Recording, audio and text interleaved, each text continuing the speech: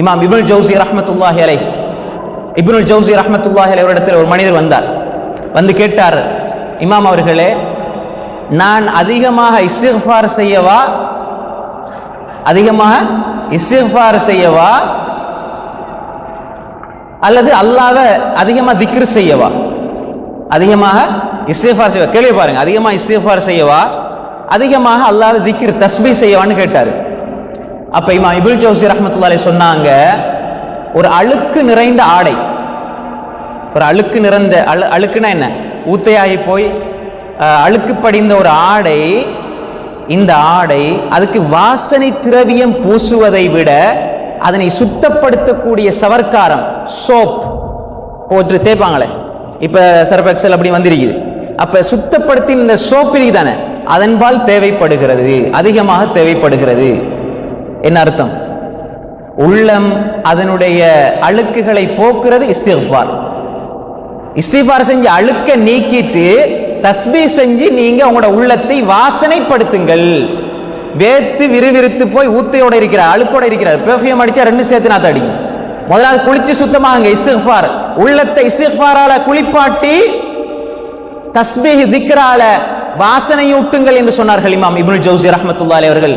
இந்த செய்தியை ஹாஃபிஸ் இப்னு ஹஜர் அல் அஸ்கலானி ரஹ்மத்துல்லாஹி அவர்கள் தனது ஃபத்ஹுல் பாரியிலே பதிவு செய்திருக்கிறார்கள். அப்ப இஸ்திக்ஃபார்னா என்ன? உங்களுக்கு உள்ளத்துல அழுக்கு இருந்தா, உள்ளத்துல ஊத்தைகள் இருந்தா, உள்ளத்துல பிரச்சனைகள் இருந்தா நீங்க அதிகமா இஸ்திக்ஃபார் செய்யுங்க, அது இல்லாமல் போகும். இப்ப இன்னும் சந்தோஷமா வாழணும்னு நினைச்சா அல்லாஹ்வை திக்ர் செய்யுங்க. அல்லாஹ் இன்னும் என்ன செய்யுங்க? திக்ர் செய்யுங்க. அடிப்படை இஸ்திக்ஃபார். ஏன் இமாம் இப்னுல் ஜௌஸி அப்படி சொன்னாங்கண்டா, மனித வாழ்க்கை என்பது அது பாவத்தோடு உள்ளது.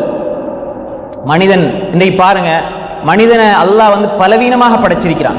எவ்வளவு பெரிய தக்வாதாரியாக இருந்தாலும், எவ்வளவு பெரிய ஈமான்தாரியாக இருந்தாலும் அவர் பாவம் செய்வார்.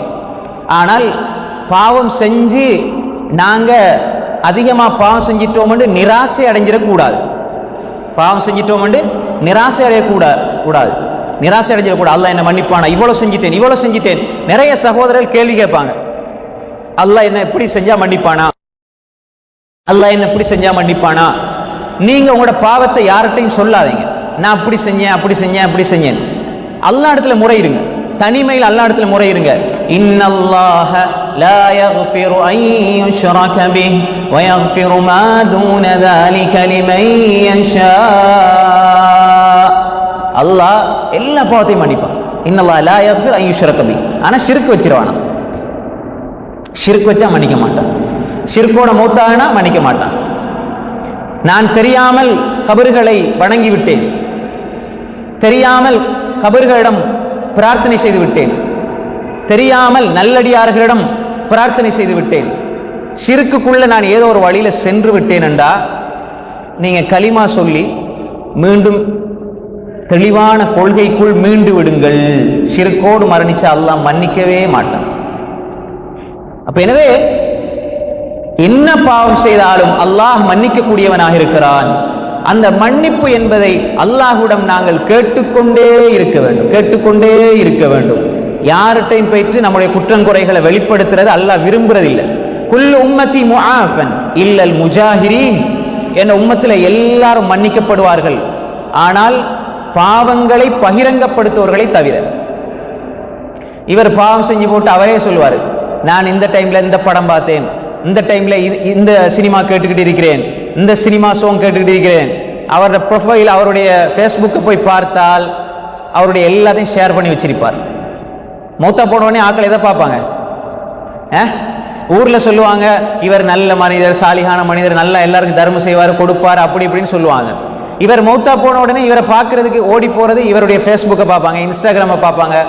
இவர் என்ன செஞ்சு வச்சிருக்கிறாரு பார்த்தா இவர் படம் முழுக்க, சினிமா முழுக்க ஷேர் பண்ணி வச்சு இருந்தாருண்டா இவர் கபருக்குள்ள போயிடுவாரு. இவருடைய பாவம் வாழ்ந்து கொண்டிருக்கும், இவருடைய பாவம் வாழ்ந்து கொண்டிருக்கும். அதனாலதான் இமாம் ஷாத்திபி ரஹ்மத்துல்லாஹி அலைஹி சொன்னார்கள், இமாம் ஷாத்திபி ரஹ்மத்துல்லாஹி அலைஹி சொன்னார்கள், இதுல மன்னிப்பு கேட்கிற, இஸ்திக்ஃபார் செய்யற, தௌபா செய்யற மனிதர்கள் இதுல கவனமா இருக்கணும். இமாம் ஷாத்திபி ரஹ்மத்துல்லாஹி அலைஹி சொன்னாங்க, ஒரு மனிதன் பாவம் செஞ்சு அவன் மௌத்தாகிறதோடு அந்த பாவமும் முடிஞ்சிட்டா அவனுக்கு நன்மாராயம் உண்டாகட்டும். அதனால பாவம் செய்யலான்னு அர்த்தம் இல்லை, பாவம் செய்யலான்னு அர்த்தம் இல்லை. ஒரு மனிதன் மௌத்தாகி விட்டான், பாவம் உயிர் வாழ்ந்து கொண்டிருக்கிறது என்று அவனுக்கு கேடு உண்டாகட்டும் என்று சொன்னாங்க. அப்படின்னா என்ன அர்த்தம்? இவர் கபருக்குள்ள இருப்பாரு, இவர் போட்ட சினிமா சுத்தி சுத்தி சுத்தி சுத்தி பரவிக்கொண்டே இருக்கும். இவர் கபருக்குள்ள இருப்பாரு, வந்துகிட்டே இருக்கும். கியாமத்து நாள் வரை யாரெல்லாம் பார்ப்பார்களோ ரசிப்பார்களோ, ஒரு அந்நிய பெண்ணை இவர் ஷேர் பண்ணி யாரெல்லாம் பார்ப்பார்களோ ரசிப்பார்களோ, ஒரு சினிமாவை ஆடல் பாடலை யாரெல்லாம் ரசிப்பார்களோ பார்ப்பார்களோ, கியாமத்து நாள் வரை இவருடைய பாவத்துக்குள்ள இவருடைய பாவம் கபருக்குள்ள போய்கிட்டே இருக்கு. அல்லாஹ் இந்த நிலையிலிருந்து எல்லாரையும் பாதுகாக்கணும். இஸ்திக்ஃபார் செய்யறதுல இத கவனத்துல கொண்டுட்டு நாங்க இஸ்திக்ஃபார் செய்யணும். அன்புக்குரிய சகோதரர்களே, எனவே பாவத்தை பகிரங்கப்படுத்துறது அவருக்கு மன்னிப்பு கிடையாதுன்னு ரசூல் ஸல்லல்லாஹு அலைஹி வஸல்லம் சொன்னாங்க. அப்படி யாரும் இருந்தா எல்லாத்தையும் டிலீட் பண்ணிட்டு இஸ்திக்ஃபார் செய்யுங்க, இஸ்திக்ஃபார் செய்யுங்க. அல்லாஹ் சொல்கிறான், ஒரு மனிதன் இஸ்திக்ஃபார் செய்ய செய்ய, பாவங்கள் தவறுகளை உணர்ந்து அல்லாஹ்விடத்தில் இஸ்திக்ஃபார் செய்ய செய்ய அவனுடைய சுமைகளை அல்லாஹ் நீக்கி அவனுடைய குற்றம் குறைகளை அல்லாஹ் தஆலா போக்குகிறான். எந்த அளவுக்கு அல்லாஹ் போக்குறான்? அல்லாஹ்வுடைய தூதர் ஸல்லல்லாஹு அலைஹி வஸல்லம் சொன்னார்கள், அல்லாஹ் சொல்லுகிறான் ஹதீஸுல் குதுஸியில, ஆதமுடைய மகனே, இன்னக்கும் துக்திஊன பில்லைலி வன்னஹார் வ அன அக்ஃபிரு ذுனூப ஜமீஆ. ஆதமுடைய மகனே, நீ இரவிலும் பகலிலும் நீ பாவம் செய்கிறாய், நான் உன்னுடைய பாவங்களை மன்னித்துக் கொண்டிருக்கிறேன் என்று அல்லாஹ் சொல்கிறான் ஹதீஸுல் குதுஸியில.